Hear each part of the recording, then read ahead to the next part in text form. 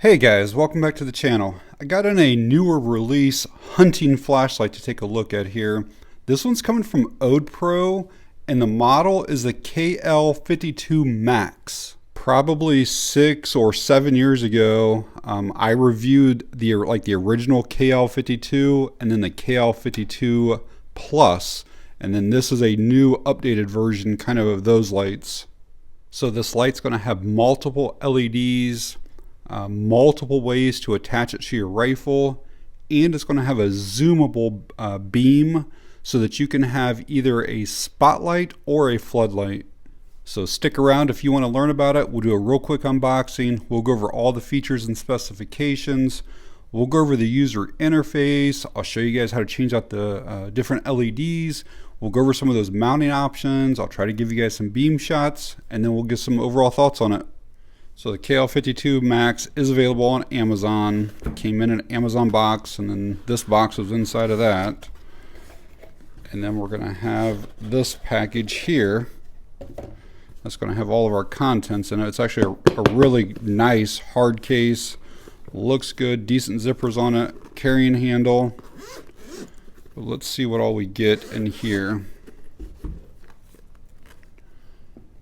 So we're gonna have the flashlight, our different LEDs. So you do have to manually change them out.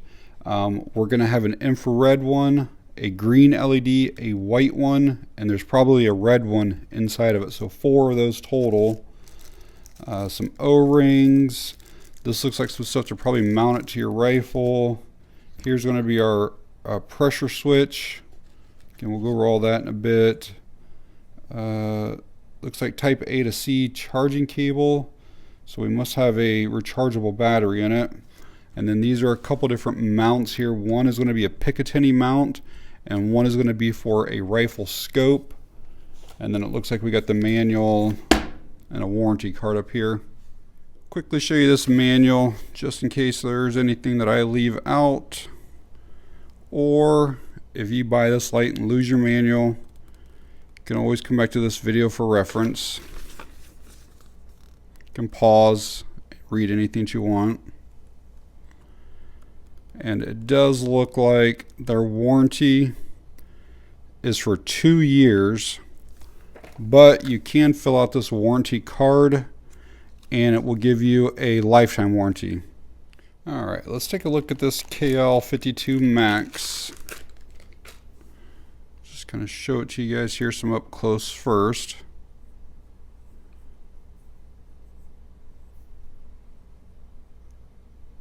So it does have a tail switch, so you do not have to use that remote pressure switch. So as you can see, it kind of has like this dome lens here. A lot of zoomable lights have that. We're going to have this crenulated bezel. A little bit of heat sinking, but it's not very deep.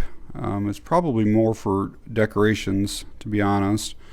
A little bit here, just to kind of give you something to grab onto. The body itself is pretty smooth.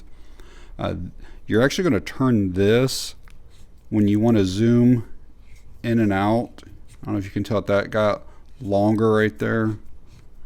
So that's like the shortest position.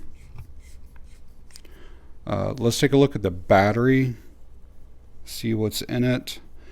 I think the old ones used to have 18650s. This is probably a, what is it, a 21700. So a lot more capacity with this. You know, an 18650 is like 3000 milliamp hours.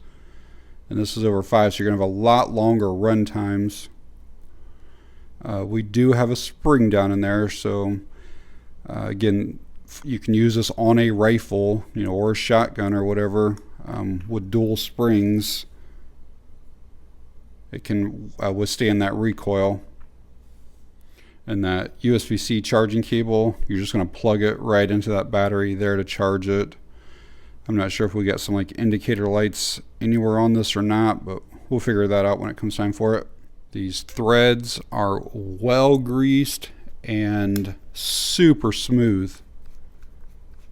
There's almost no sound at all on those.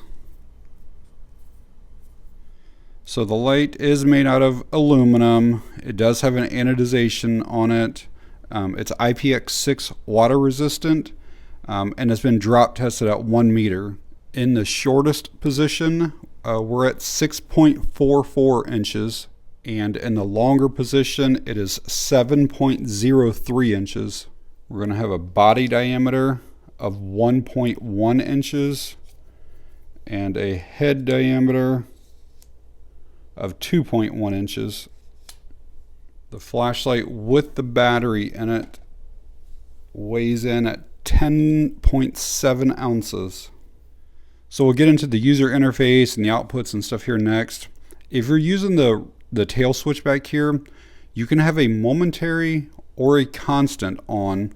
So if you want momentary, you just kind of press. When you're ready for the light to shut off, you release. And you can do that for as long as you want. If you want that to be constantly on, you just fully press it. When you're using the switch, you only have basically one mode. It's going to be your highest output. Here on the red, that's going to be 160 lumens, and the beam throw distance is 464 yards, I believe. Right now I have it on the spot. If I want more of the flood, you just twist this. And again, I'll try to show you guys these at night, but you can see how much more diffused that is now compared to that. If you use the remote pressure switch, you're going to be able to change those outputs. Yeah, to switch over that, it's just simply unscrewing the other tail cap and screwing this one on. We're going to have like our power on and off, and then our brightness up and down. So again, we can just turn this on here, and then we can take this all the way down to where it's really dim, or bring it up to where it's really bright again. Let's look at replacing these LEDs.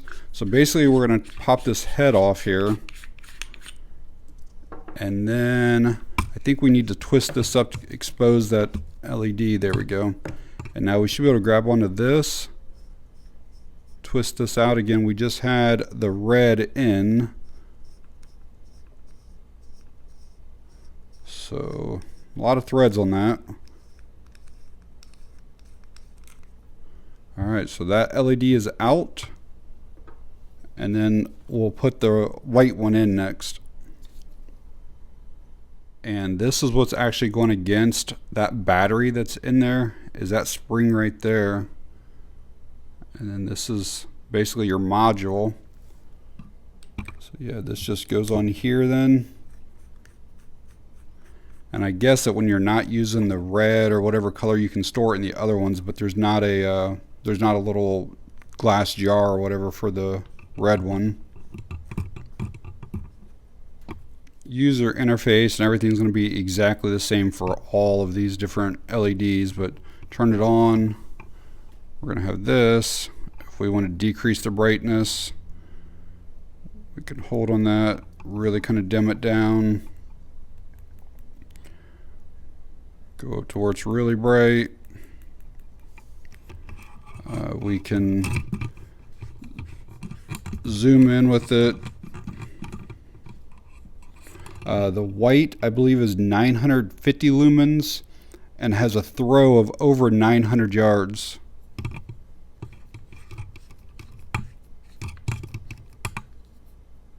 Got the green in here now. Green has a max output of 400 lumens and a max beam distance of 643 yards. And again, we'll kind of zoom that in.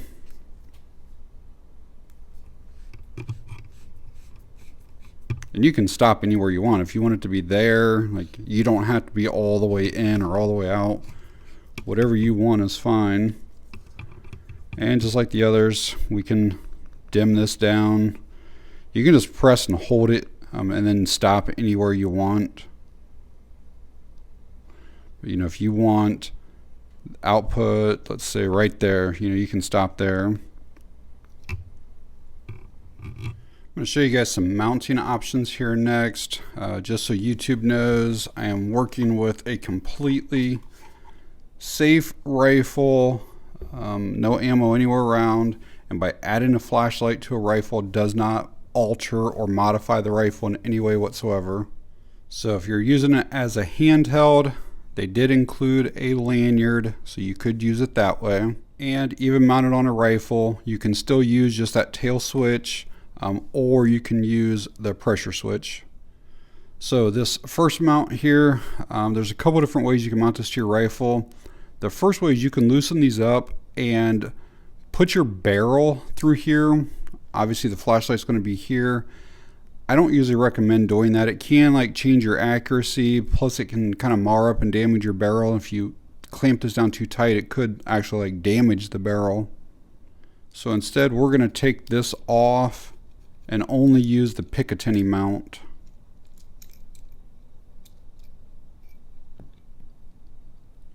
So with this removed, this is what we're left with. And now you could go just directly to the top of your rail. I have an M-lock here, but I have a Picatinny section here. So what I'm going to do is probably mount this here this way. They did include the Allen key. So we'll just need to loosen these up, take them off, and we'll be able to get the flashlight in here. So what I recommend here is having the flashlight in the shortest position. That way once we get this top mount on here, I know that I can then twist out and back in and not hit this. If I started out here and then I put my mount, let's just say here, as I went to twist this in, I'm going to hit that and I'm not going to be able to make my adjustments the way I'm supposed to. So yeah, start with it in the short position,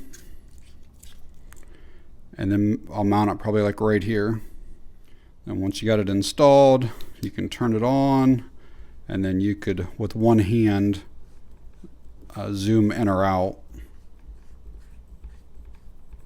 And then if you would rather run the pressure switch, they do have some 3M Velcro here. So basically you would just find where you want your pressure switch to go, and you can figure out like cord management if you need to wrap it or do whatever with it, or run it to the other side. Some people do run it up on top of the rail for the switch too, so their hand is up on top when they're pushing it. So you just have to figure out whatever works for you. So mounting the flashlight to your scope is another option. So let's say it's your scope is already in your rings on your rail. So you would run it basically like this here, and then you would put this wherever, like if you're running a cantilever mount or traditional scope rings, wherever they're not is where you would put this. This is actually, a lot of guys will run this. It's really quick to install. It's really just this one knob here. You just loosen this up and it goes on the scope and on the flashlight basically at the same time. It's really easy to do. But even using it this way, this pressure switch cord is long enough that you could still run this wherever you want it to be down on your handguard.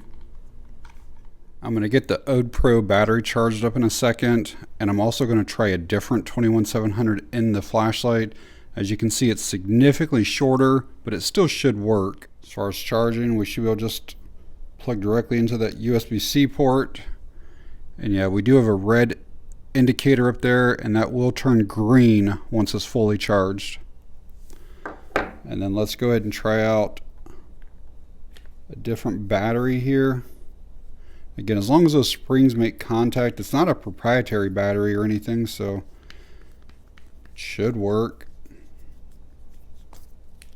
Yep, everything seems fine with that.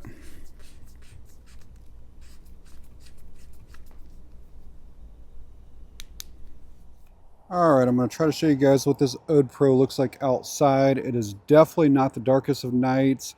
Plus we have a bunch of snow on the ground. But we're going to do the green LED first. Just kind of give you an idea here. I'm on like the wide right now. And then we'll kind of start zooming things in here. And that tree that's kind of... So there's that tree there, the tree there. The tree that's in between is actually about 100 yards or so away. I'll kind of move over this way to give you a slightly better view. Let's still get in there a little bit tighter so you can really see how that beam gets super narrow. I know the camera doesn't pick that up really well, but I can really see that with the naked eye. That thing is pretty incredible, actually.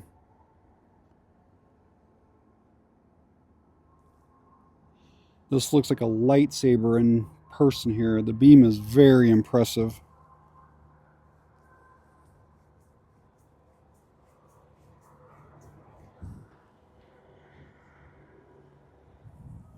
All right, I'm going to show you guys the white here next.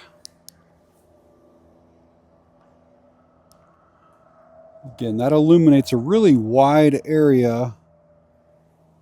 But now let's zoom it in.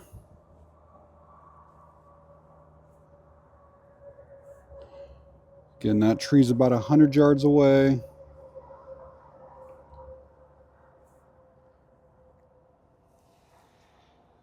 And very impressive beam. I know I said that on the green as well, but it is crazy how far this thing throws. I mean, this really looks like a spotlight out of a single cell handheld light. All right, and finally, here's the red.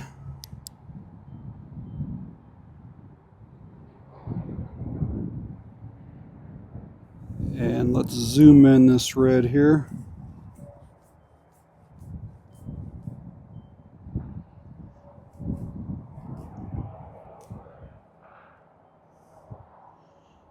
I don't know how well that's coming up on camera, but the red actually has a square LED beam. The other two were definitely round.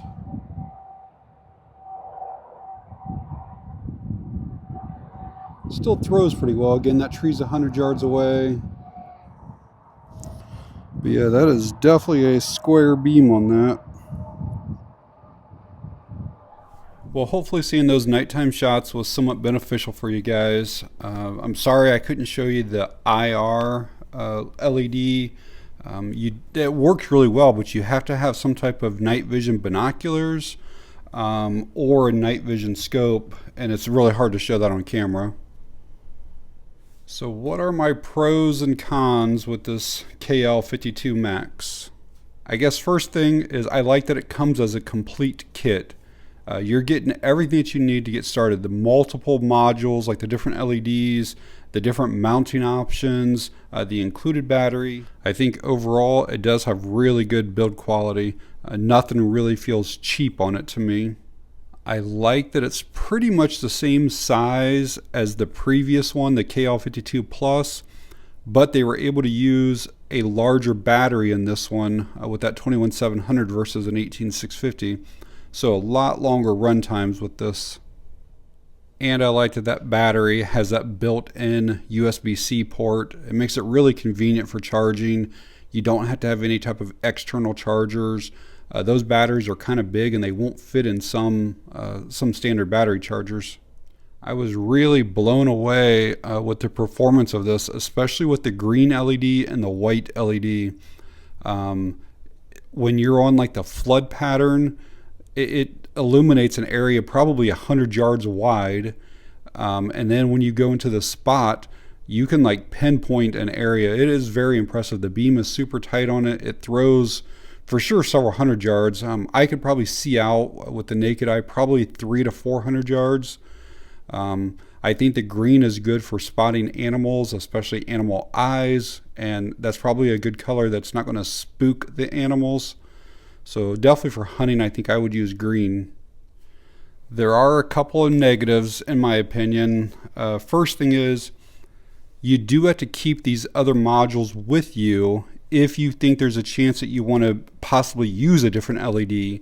Like let's say that you're going hunting and you want to maybe take the green one, but then you want to switch to the white. Well, you have to have the white with you. It only takes like 20 seconds to change them out. But you do have to basically take the kit with you then. And my other complaint is that the red LED is still a square when you zoom in. The green and the white is not, and I thought I had read somewhere that they were all supposed to be round, but that red is definitely still square. But overall, I think it's a really cool light, and I really do like it, and would recommend it. I think it's something that you could use the white like as a handheld around your house, just like as a general purpose flashlight. And then if you are a hunter, you can use the green for hunting. If you're somebody who likes to camp, you could switch out to that red LED and preserve your night vision with it. With the IR LED again for hunting or even like animal watching at night, stuff like that. So there definitely can be a lot of uses for this light. It doesn't have to be just a hunting flashlight. So these lights are available on Amazon. At the time of me making this video, they're coming in around $107. Odepro is actually giving me a discount code, which will bring it down to about $92 or so. And I will leave that link and code down in the video description in case you guys want to find out more information on the light, maybe read some of the other reviews, or if you do want to pick one up. But alright guys, if you found the video helpful or informative in any way, please hit that like button. It really helps the channel out.